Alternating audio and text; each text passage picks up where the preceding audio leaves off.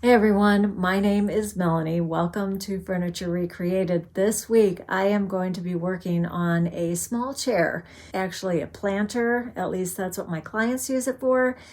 What they want me to do is they want me to paint it, but they want me to do it in a really fun way. So I'm looking forward to this one. I've come up with a design and now it's time to implement it. Stick around.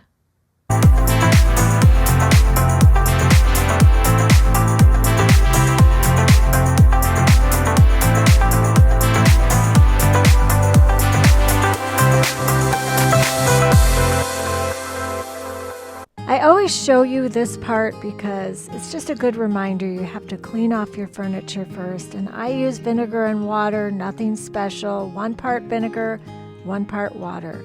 Now I'm just prepping the surface for paint. So I'm not sanding it all the way back, just enough that it gets rid of most of the imperfections, so I'll have a nice smooth surface to paint. And I'm using a primer first. I always use Bin Zinzer or BIN, and it's a thick primer. It reminds me of marshmallow, but it does work really well. You just really have to sand between coats. Every time I dip my brush into the color red, I'm reminded that it takes more than just 2 coats of paint to cover with red. Red is one of those paint colors that the pigment is very translucent. There's a couple different colors like that, and red is one of them. So you just have to be aware. One of the ways to combat that is to put on the primer first. That evens out your color, whatever you're covering, and then you go from there. But you're going to have to use more than 2 coats, maybe even 4. I think I may have used 4. In order to give me more painting surface, my client asked me if I would put a panel on the back of the chair so that I would have more canvas, which I thought was a fantastic idea.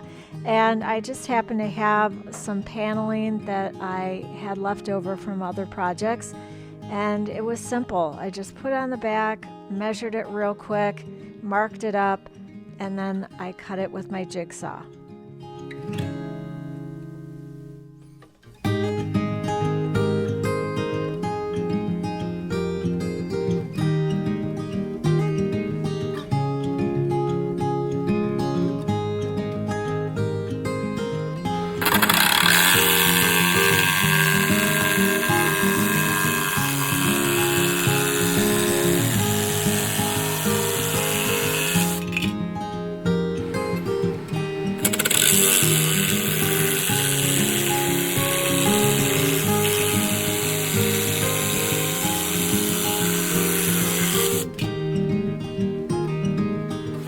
The jigsaw can be a little rough on this particular kind of paneling, kind of shreds the edge a little bit, but I've got plastic wood X, so I can put some wood filler on there and then sand it over, and it will be as good as new. You won't know at all.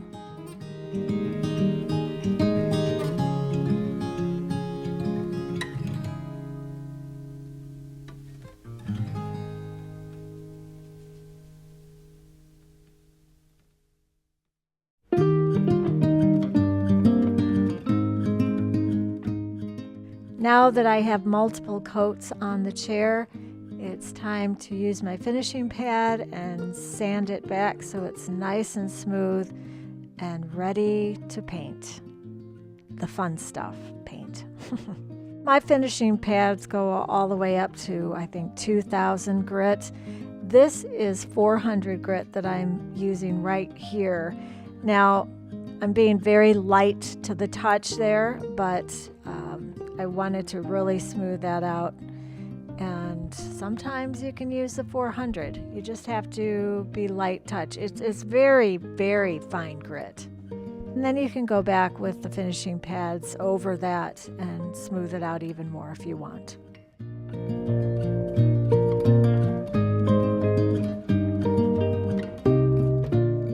After you cut a piece, you definitely want to check, make sure it goes on there the way you want it to.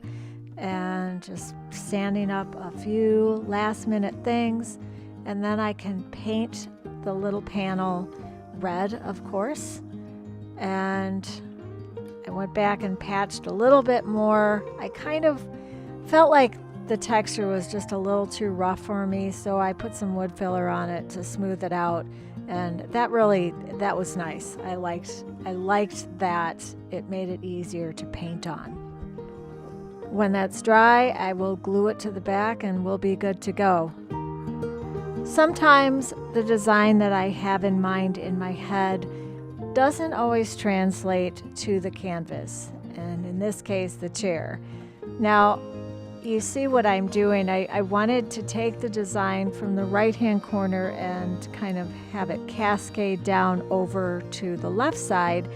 And I had some thoughts about what I wanted to do on the legs, but I wasn't quite sure yet. But the design started to take shape, and I wasn't sure I liked it. I felt like the dots that I was using were starting too large.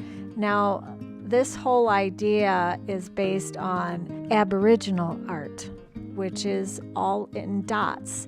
And I like that idea. It's really fun to work with, and I thought it would just be perfect for this chair. But I didn't like this part. I didn't like how it was starting, so I went ahead and sanded it down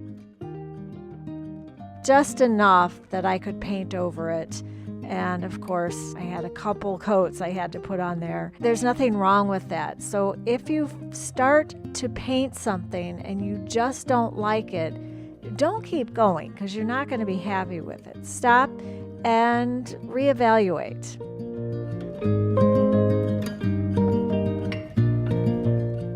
I did glue the panel to the back. I'm sorry I didn't film that part. I put some clamps on to keep it in place, and now it's dry so I can take them off. Now I can go back to painting. Unfortunately, I already started and I thought my camera was running, but it was not. So let me just explain what I've got going here. Now, the first part, indeed, it is cascading down from the right to the left. That's what I wanted. And what I do is I start a design, and I start out simple, and then I just keep building. It's kind of like a sandwich. It's a Dagwood sandwich. It's very detailed, but I take my time. I lay it all out in my head, and I kind of let it just tell me where it wants to go. And every time I say that, I think, man, people probably think I'm crazy, but it's really true. You really just get a feel for how you want that design to go as it starts to come alive. And this is how I do it. And sometimes I draw it all out, but I swear more times than not, this is how I feel I'm most successful, by just going for it. And this is what I came up with. Now, a quick note. I did talk to the client beforehand, and she had some very definite ideas about color. And one of the best things I think she could have done for me was she sent me pictures of all the art in her house, which was brilliant because I got a real good sense of what they like and what they enjoy, especially when it comes to color and brightness and all of those things that I kept in mind the entire time. So if you're wondering, where did she come up with these colors? I mean, she's painting on red. Red was her idea, and she was very specific about the color red. So I matched that with my own paint, and then all the other colors are really kind of a compilation of the colors in their house of their art.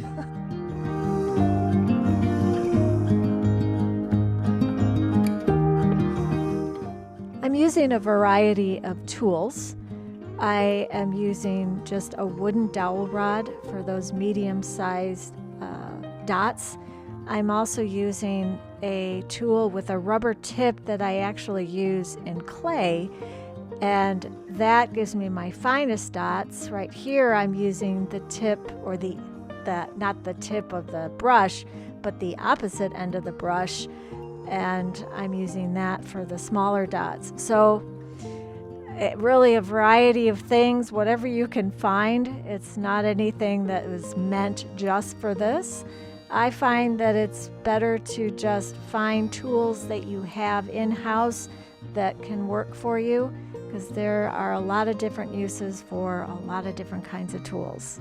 You will notice, I hope, that when I'm using the rubber tipped tool and the tip, or the top of my paintbrush, I don't know how you want to call it, the opposite end of the paintbrush, I have a paintbrush with me that's got all sorts of paint on it, so that I don't have to keep going all the way back to the palette. I can just hold the paintbrush in one hand and use my rubber tool in the other, and that way it goes a little faster. There you go. This is what I was doing. Oh yeah, I was also using, this is the opposite end of the paintbrush as well, and this happened to be slanted, so I was using that on my little leaves for my vines around the legs.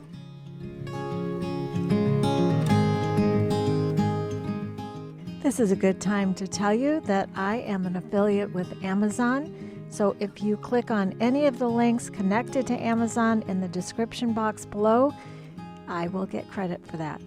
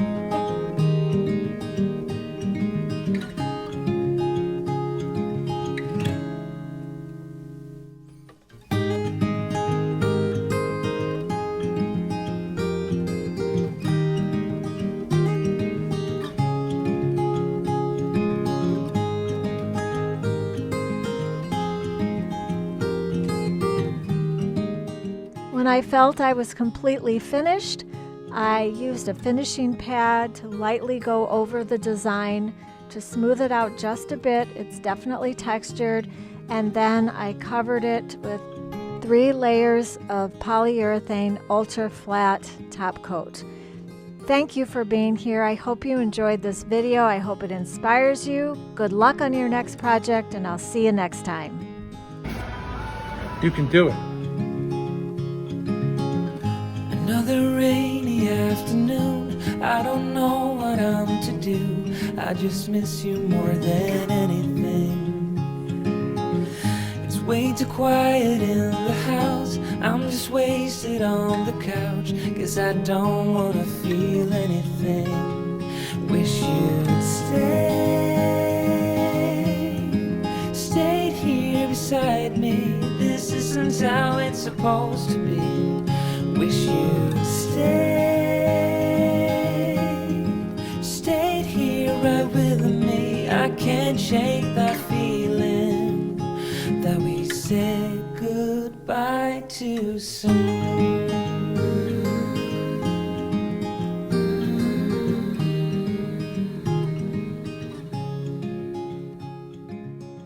Hey, thanks for watching my video. You can find more videos like this one on my YouTube channel. If you haven't subscribed yet, please take a moment and do that now. You're helping me out a whole lot, and it doesn't cost you a thing. Thanks.